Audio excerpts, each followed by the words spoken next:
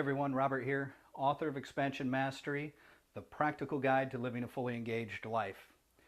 With you here at video number 10 of the first series of 10.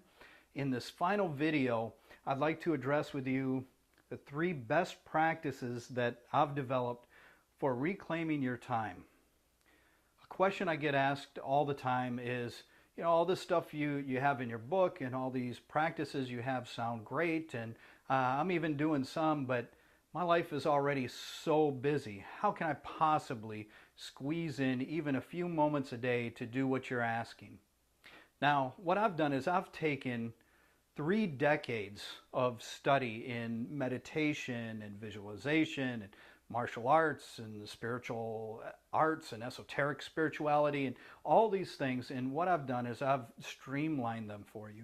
I've eliminated all the stuff that you really don't need, and I've taken out all the mystical stuff that'll take you years to actually understand, and I just give you what is needed to make real progress. I don't water it down.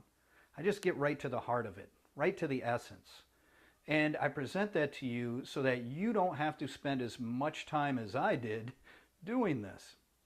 Hey, you will see results faster and easier, but yes, you do have to make time for it. Now, our lives are all busy. All of us have so many things going on these days. It's just unbelievable. But there is always a way to create time. And what I want to do is give you some things you can start to look at. And if you're honest with yourself in your life, you'll be able to squeeze a few moments each day by eliminating or limiting some of these things. Okay? So these 3 best practices that I use myself in order to apply my own practices so I can live this daily is, number 1, eliminate excuses. Stop making excuses for yourself. I'm too busy, I'm too tired, They're excuses. Look at it this way. If someone were to offer you $5 million to make 10 minutes a day for a month, would you be able to do it? I'm betting you would. Okay? I know I would easily do that. So I'm sure you would too. Now, that shows us that then it is just a matter of motivation, not actual time. We can all squeeze more time as long as we stop making excuses for ourselves. Okay? So overcome any excuses of I don't have time, I'm too tired, I'm too busy, all of these things. Well, I've got to do this, I've got to do that. Doesn't matter. It's a matter of setting your priorities and making the time and then taking it. Number 2, distractions. This is a huge one. Okay? Distractions are things like the internet and emails, your cell phone and texting, right? How much time do people spend texting each other? How much time do they spend with that phone glued to their head? How much time do they spend looking at senseless stuff on the internet? How much time do we spend running back and looking at emails? Okay? There are a lot of distractions in our life. There's just so much going on. We have TV and video games. We have movies. All of these distractions. If we cut out a little bit of time with those things, we can surely have enough time to work on ourselves. Again, it's a matter of priorities, isn't it? So look at distractions. This is the easiest spot to start making time for yourself. Okay? Those emails can wait. Usually there's nothing that important in an email. Okay? And we don't need to text and talk constantly on those phones. And some of these people can wait. Most of the time they're not listening to you anyway. They're doing other things. So let's eliminate some of the distractions and excuses.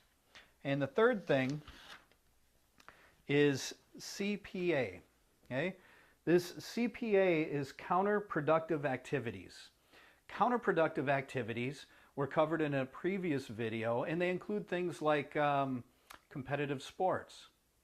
Okay, well, maybe if you dialed back how much football you watch or baseball you watch or competitive sport that you play, you can use that time to make spiritual progress or personal progress and growth in your life.